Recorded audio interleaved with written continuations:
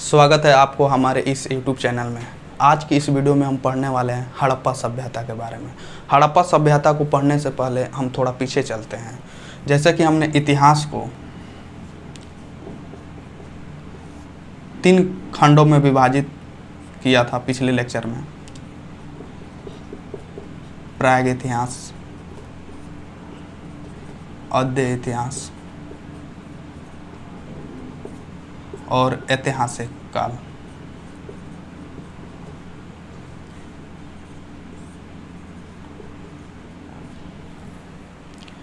अद्य इतिहास काल में ही हड़प्पा सभ्यता आता है।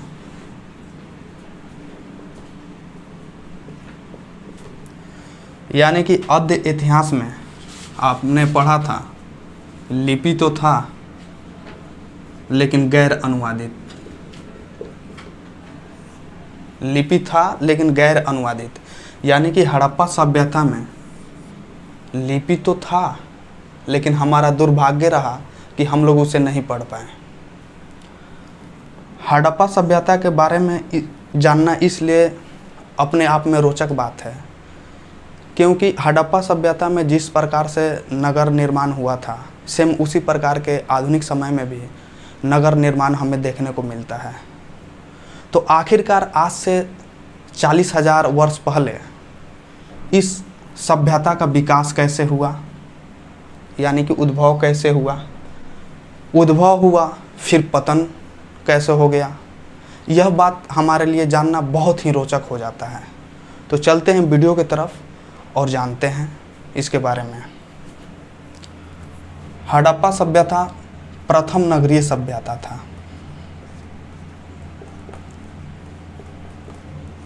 प्रथम नगरीय सभ्यता था। इसका समय काल जो है, समय काल 2300 ईसा पूर्व से 1750 ईसा पूर्व तक है। हड़प्पा सभ्यता का नामकरण जो है जॉन मार्शल ने किया था। नामकरण जॉन मार्शल।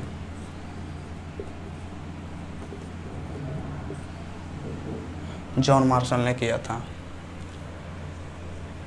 अब हम हड़प्पा सभ्यता को सिंधु सभ्यता क्यों कहते हैं, सिंधु सभ्यता को हड़प्पा सभ्यता क्यों कहते हैं, यह बात हम जानते हैं। सिंधु नदी के आसपास के बसे सभ्यता को सिंधु सभ्यता का नाम दिया गया, लेकिन वर्तमान समय में सिंधु सभ्यता को हड़प्पा सभ्यता कहा जाता है क्योंकि सिंधु प्रवाह क्षेत्र से दूर तक के क्षेत्रों तक भी हमें इस सभ्यता को देखने को मिलता है। इसलिए सिंधु सभ्यता को वर्तमान समय में हड़प्पा सभ्यता के नाम से जाना जाता है। हमने क्या पढ़ा?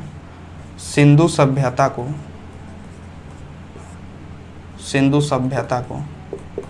वर्तमान में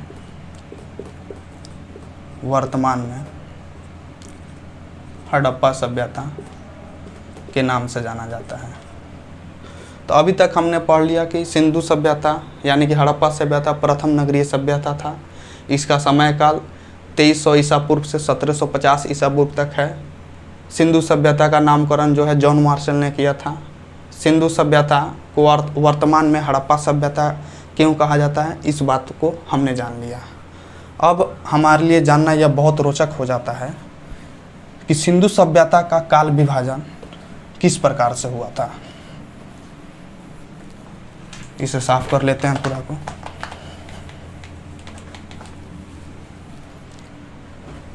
सिंधु सभ्यता का काल विभाजन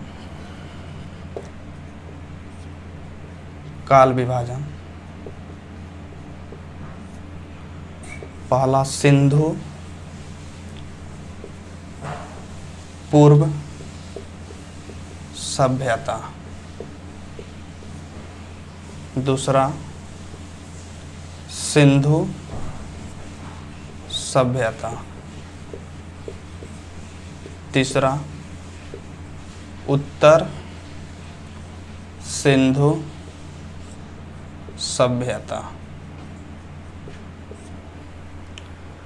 सिंधु पूर्व सभ्यता नवपाषाण काल के अंत से और सिंधु सभ्यता के उद्भव तक के काल को सिंधु पूर्व सभ्यता के नाम से जाना जाता है, जिसका समय काल है 3000 ईसा पूर्व से 2300 ईसा पूर्व।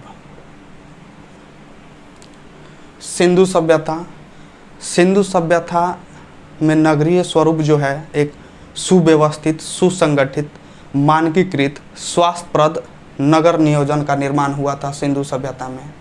इसका समय काल जो है 2300 ईसा पूर्व से 1750 ईसा पूर्व तक है। उसके बाद उत्तर सिंधु सभ्यता को अभी हम ये काल को केवल पढ़ लेते हैं, उसके बाद सिंधु सभ्यता को पूरे विस्तार में पढ़ेंगे।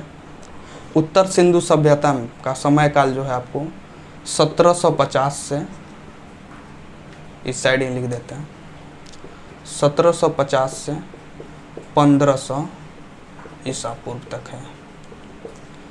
उत्तर सिंधु सभ्यता के बारे में थोड़ा जान लेते हैं, ये किस प्रकार से था। जब सिंधु सभ्यता का पतन हुआ, सिंधु सभ्यता का पतन कब हुआ था? तो 1750 में। उसके बाद के काल और 1500 ईसा पूर्व में जब वैदिक सभ्यता का उद्भव हुआ, इसके बीच के समय काल को उत्तर सिंधु सभ्यता काल के नाम से जाना जाता है। उसके बाद काल विभाजन जानने के बाद हम जानेंगे सिंधु सभ्यता को हमें पढ़ना है। बस सिंधु पूर्व सभ्यता को कुछ देख लिया मैंने, उसके बाद उत्तर सिंधु देख लिया, लेकिन पढ़ना है हमें सिंधु सभ्यता। तो सिंधु सभ्यता का उद्भव कैसे हुआ था, ये बात जानना बहुत ही रोचक है। उद्भव कैसे हुआ था, तो हमने सिंधु पूर्व सभ्यता पढ़ा था, जिसमें हमने पढ़ा कि नवपाषाण काल से लेकर सिंधु सभ्यता के उद्भव तक के काल को हम सिंधु पूर्व सभ्यता के नाम से जानते हैं। तो सिंधु पूर्व सभ्यता यानी कि नवपाषाण काल के बाद से कुछ ग्रामीण संस्कृतियाँ थी, जो समय जैसे जैसे बीतते गया, समय के साथ ग्रामीण संस्कृतियाँ जो है महानगरों का जन्म दी। जैसे देख लेते हैं उदाहरण के तौर पे, ग्रामीण संस्कृति ने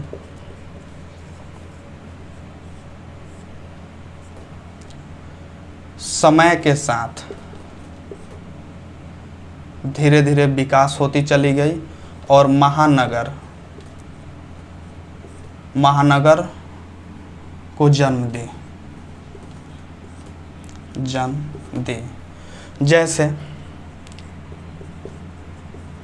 सिंधु पूर्व सभ्यता में हमें एक बड़ा संस्कृति मिलता है।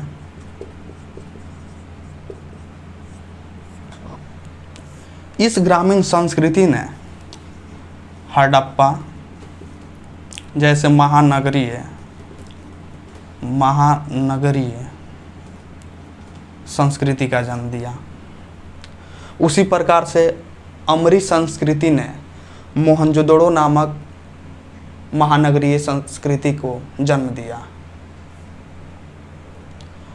उसके बाद सिंधु सभ्यता का जो उद्भव जो है भारत के भूमि पर भारतीयों के द्वारा किया गया था।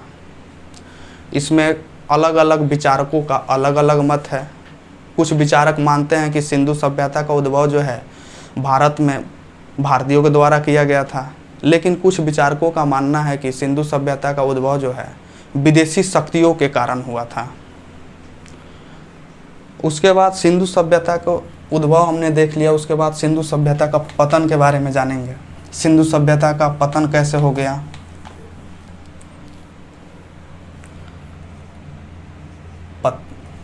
पतन कुछ विचारकों का मानना है कि सिंधु सभ्यता का पतन जो है विदेशी आक्रमण से हुआ।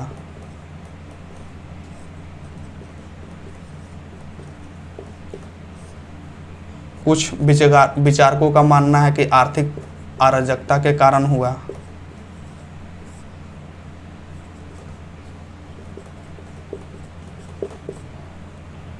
कुछ का मानना है कि प्राकृत एवं पर्यावरणीय कारण से हुआ, और सब विचारकों का अलग अलग मत है।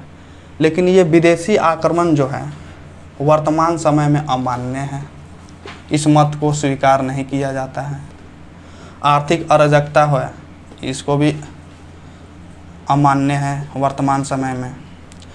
प्राकृतिक व पर्यावरणीय कारण को राष्ट्रीय व अंतर्राष्ट्रीय स्तर पर मान्यता प्राप्त है। प्राकृतिक व पर्यावरण में जैसे कि बाढ़ का आना, सूखा, जलवायु परिवर्तन, भूकंप इत्यादि है। इस प्रकार से सिंधु सभ्यता का पतन हुआ, जो कि अभी मान्य मत जो है यही प्राकृतिक और पर्यावरणीय कारण है। सिंधु सभ्यता के पतन के बाद हम पढ़ेंगे सिंधु सभ्यता का नगर नियोजन के बारे में पढ़ लेंगे थोड़ा सा। नगर नियोजन, नगर नियोजन, नगर नियोजन में 3 बात हमें ध्यान रखना है। भवन, सड़क और तीसरा है जलमल प्रबंधन। सबसे पहले हम सड़क का बात कर लेते हैं। सड़क का जो जाल था पूरे नगर में फैला हुआ था, 3 रूप से फैला हुआ था। सड़क 3 प्रकार के थे, मुख्य सड़क, उप सड़क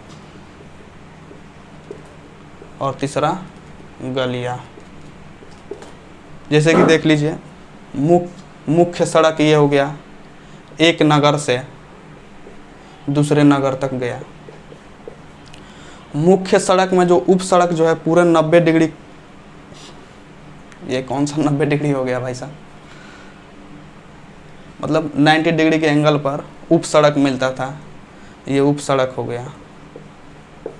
और उप सड़क से गलियां मिलती थी जो लोगों के घर तक पहुंचती थी। मान लीजिए यहाँ पे घर हो गया, गलिया के मदद से लोग अपने घर तक जाते थे। इस प्रकार से सड़क का जो जाल जो था पूरा नगर में फैला हुआ था।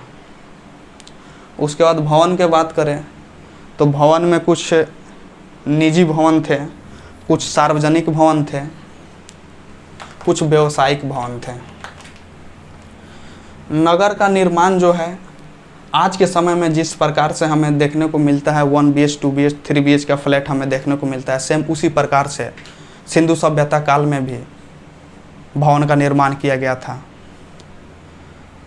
सिंधु सभ्यता काल में जिस भवन का निर्माण किया गया था उसमें पक्की ईंटों का प्रयोग किया जाता था। पक्की ईंट का जो रेशियो है 4:1। और भवन निर्माण के समय में भवन में शौचालय और जल प्रबंधन, रसोई घर, पूजा घर इत्यादि होते थे। और भवन से जो जलमल होते थे उसको एक नाले द्वारा नगर से दूर ले जाकर एक नदी में इकट्ठा किया जाता था, जिसका समय समय के साथ सफाई भी होता था। उसके बाद भवन के बाद हम पढ़ेंगे जलमल प्रबंधन। जलमल प्रबंधन, जल का जो इस्तेमाल जो होता था सार्वजनिक तौर पे सड़क के किनारे कुएं का निर्माण किया जाता था, जिसे सड़क से आने जाने वाले लोगों के लिए पेयजल का उपलब्ध कराना होता था।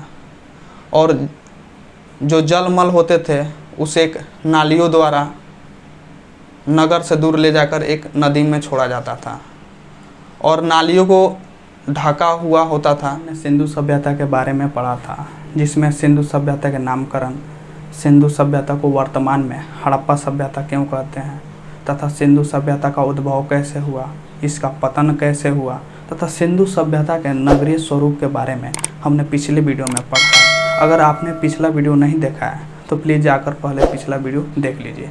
आज की इस वीडियो में हम पढ़ने वाले हैं हड़प्पा सभ्यता के सामाजिक जीवन के बारे में।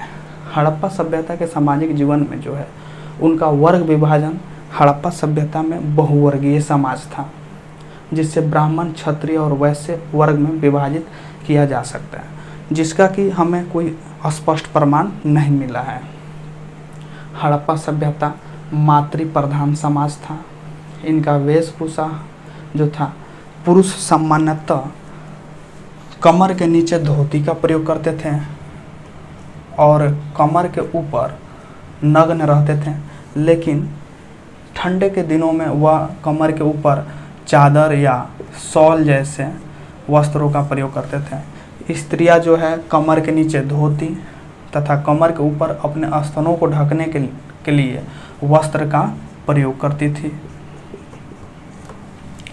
अलंकरण, हड़प्पा समाज के लोगों का अलंकरण में बहुत ही रुचि था, जिसमें पुरुष और स्त्री अपने आप को सुंदर दिखाने के लिए विभिन्न प्रकार के आभूषणों का प्रयोग करते थे। तो इसमें हम कह सकेंगे कि हड़प्पा समाज के लोग जो हैं सौंदर्य प्रधान समाज था। इनका खान पान, हड़प्पा समाज के लोगों का खान पान जो है शाकाहारी और मांसाहारी दोनों प्रकार के भोजन करते थे। हड़प्पा समाज के लोग जो है मनोरंजन के लिए नृत्य, संगीत, शिकार और पशुओं के आपस में लड़ाकर मनोरंजन करते थे। हड़प्पा समाज में हमें सावधान, विश्व भर में प्रचलित सभी प्रकार के सावधान हड़प्पा सभ्यता में देखने को मिलता है। दोस्तों, शव का अर्थ होता है मृत शरीर, मृत शरीर, और धान का अर्थ होता है मृत शरीर का अंतिम कार्यक्रम। मृत शरीर का, शव का अर्थ होता है मृत शरीर, धान का अर्थ होता है मृत शरीर का अंतिम कार्यकर। तो विश्व भर में प्रचलित सभी प्रकार के सावधान हड़प्पा सभ्यता में आपको देखने को मिलता है। जैसे कि आप यहाँ पे देख पा रहे हैं पूर्ण सावधान जो हड़प्पा क्षेत्र से मिला है, इसका प्रमाण। जैसे कि आज के इस्लाम समाज में ऐसे सावधान हमें देखने को मिलता है। अपूर्ण सावधान बहावलपुर से मिला है, पारसी समाज के समान। दाह संस्कार, हिंदू समाज में जब कोई व्यक्ति की मृत्यु हो जाता है तो उसके अंतिम संस्कार के रूप में दाह संस्कार किया जाता है, जिसका प्रमाण जो हमें मोहनजोदड़ो से मिला है। अब हम बात करेंगे सिंधु सभ्यता में मानव प्रजाति किस प्रकार से था।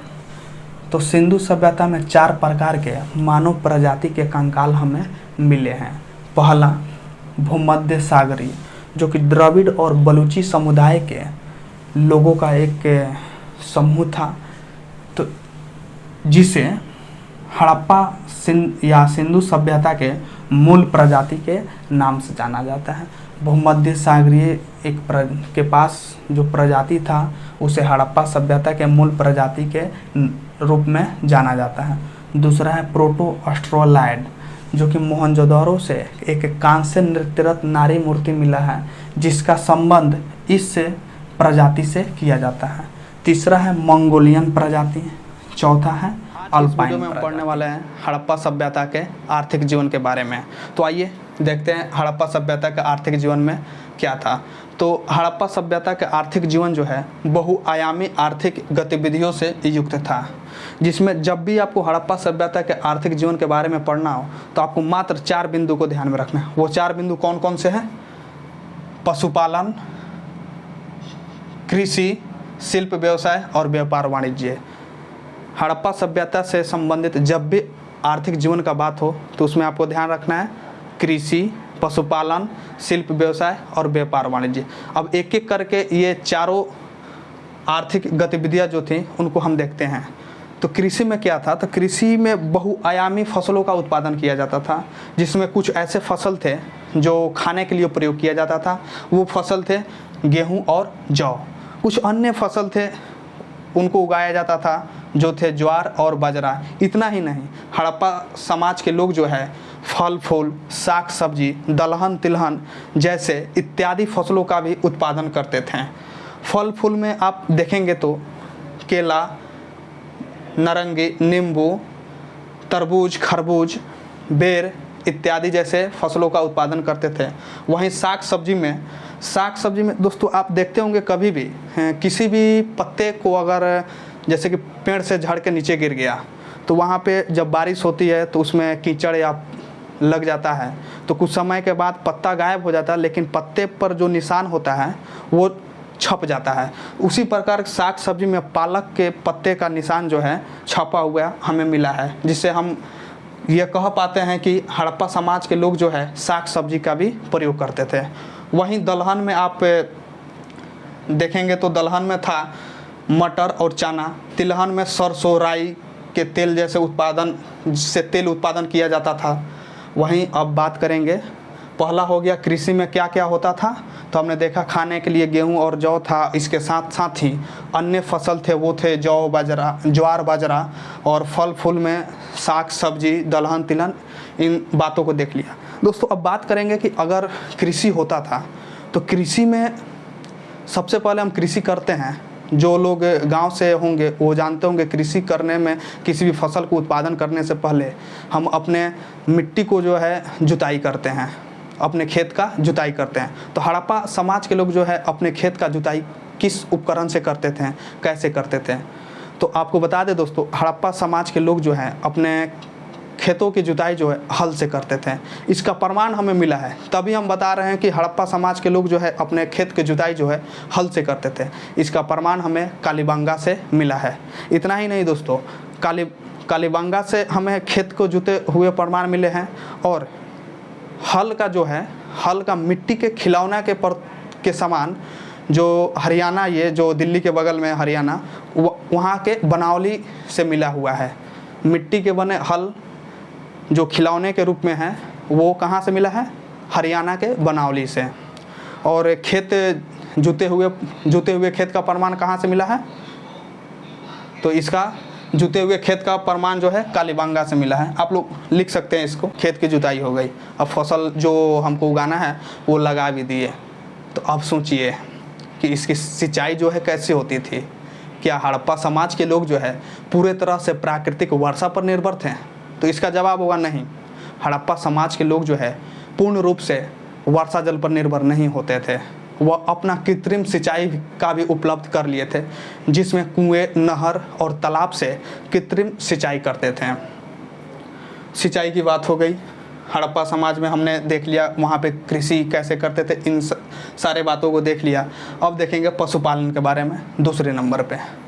पशुपालन जो है हड़प्पा समाज के लोगों के आर्थिक गतिविधियों में एक महत्वपूर्ण संसाधन था, जिससे पशु का प्रयोग करके वह पशु से प्राप्त मांस और दूध का प्रयोग जो है भोजन में करते थे, और पशु के चमड़े से ठंड से बचने के लिए वस्त्र का प्रयोग करते थे। इतना ही नहीं, उसके चर्बी से जो है दीपक जलाते थे, और इसके साथ साथ पशुओं का प्रयोग जो है शिकार के रूप में भी करते थे, जिसमें कुछ पशु जो है पालतू पशु थे। पालतू पशु में गधा, देखिए दोस्तों, सबसे पहले गधा ही आ गया। आमतौर बोलचाल के भाषा में बोलते साफ गधा हो, तो इसलिए मैंने गधा लिख दिया, आप लोगों को याद रहेगा। दूसरा था भैंस, बैल, भेड़, बकरी, सुअर, कुत्ता, बिल्ली, ऊँट। पालतू पशु में क्या क्या था, गधा से हंसी भी आ रही है, भैंस, बैल, भेड़, बकरी, सुअर, कुत्ता, बिल्ली, ऊँट। वहीं शिकारी पशु में जो था कुत्ता और बिल्ली। शिकारी पशु में क्या था, कुत्ता और बिल्ली। एक बिल्ली का पीछे करते हुए कुत्ते के पैरों का निशान जो है हमें चनहुदड़ों से मिला है। शिकारी पशु में क्या क्या था, तो कुत्ता और बिल्ली। एक बिल्ली का पीछा करते हुए कुत्ते के पैरों का निशान हमें कहाँ से मिला है दोस्तों, चनहुदड़ों से मिला है। उसके बाद कुछ धार्मिक पशु भी थे। धार्मिक पशु में था कुबड़ वाला बैल और डब पक्षी। जब हम हड़प्पा सभ्यता के धार्मिक जीवन के बारे में पढ़ेंगे तो वहाँ पे कुबड़ वाला बैल और डब पक्षी के बारे में चर्चा करेंगे। अब हड़प्पा सभ्यता के आर्थिक जीवन में हमने अभी तक देखा कृषि, पशुपालन, ठीक है। उसके बाद अब हम देखेंगे शिल्प व्यवसाय के बारे में। जो है हड़प्पा समाज में जो धातु उद्योग और आभूषण उद्योग संबंधित शिल्प कर्म थे, इसमें धातु से जो है मूर्ति बनाया जाता था, जिसे मधुच्छिष्ट विधि द्वारा या लुप्त मोम प्रक्रिया विधि द्वारा बनाया जाता था। इसमें क्या होता था दोस्तों, जब मोम को जो है एक स्ट्रक्चर तैयार किया जाता था मूर्ति का, और उसमें मिट्टी का लेप लगाकर धातु को पिघलाकर उसमें डाल दिया जाता था। जब धातु सॉलिड अवस्था में हो जाता था तो मोम को पिघला दिया जाता था और मूर्ति बन जाता था। इसी को कहते हैं मधुच्छिष्ट विधि या लुप्त मोम प्रक्रिया। और धातु से जो है हथियार एवं उपकरण भी बनाए जाते थे, जिसमें कुल्हाड़ी, छुरा, बर्छी आदि था। जब पहली बार मानव ने धातु के उपकरणों का प्रयोग किया तो बहुत ज़्यादा मात्रा में धातु का प्रयोग किया, जिससे प्रथम नगरीय क्रांति को जन्म दिया। धातु से प्रथम नगरीय क्रांति को जन्म मिला। उसके बाद अब हम देखेंगे व्यापार वाणिज्य। हड़प्पा सभ्यता व्यापार वाणिज्य आधारित नगरीय सभ्यता थी, जिसमें हस्तशिल्प उत्पादन और का आयात और निर्यात होता था। आयात में सोना, चांदी, टीन, तांबा इत्यादि जैसे वस्तुओं का आयात होता था हड़प्पा सभ्यता में, और निर्यात में काजल, हाथी दांत या हाथी दांत से बने उत्पादन होता था। जब व्यापारी एक अपने सामान को एक स्थान से दूसरे स्थान तक ले जाते थे तो वहाँ पे वो मुहर का प्रयोग करते थे, ताकि अपने वस्तुओं को वह जब एक स्थान से दूसरे स्थान तक स्थानांतर करे तो वो अपने वस्तु को पहचान सके, इसलिए मुहर का उपयोग करते थे। बात करेंगे हड़प्पा सभ्यता के धार्मिक जीवन के बारे में। पिछले वीडियो में हमने इसके आर्थिक जीवन के बारे में पढ़ा था। आज के इस वीडियो में धार्मिक जीवन को हम विस्तार से पढ़ने वाले हैं। जैसे कि आपको बता दें, हम इतिहास में जो भी हम बात बोलते हैं या पढ़ते हैं, लिखते हैं, वह सब साक्ष्य के आधार पर होता है।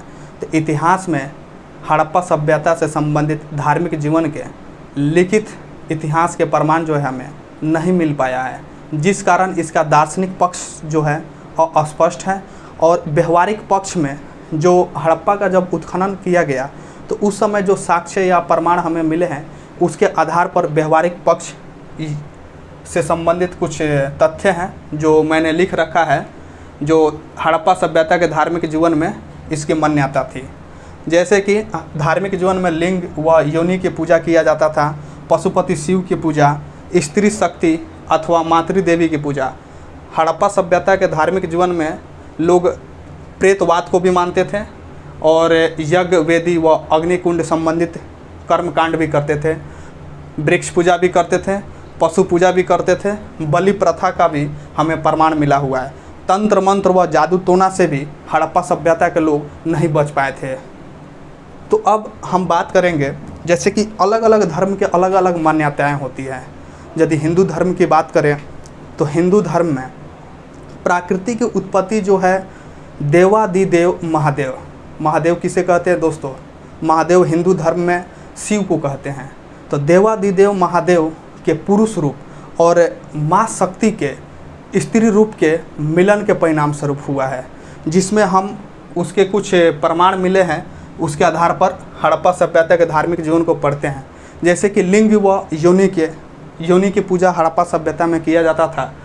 तो मोहनजोदड़ो, हड़प्पा और लोथल जैसे कुछ क्षेत्रों से हमें कुछ पूरा अवशेष मिले हैं, जिसकी साम्यता जो है लिंग व योनि से की जाती है।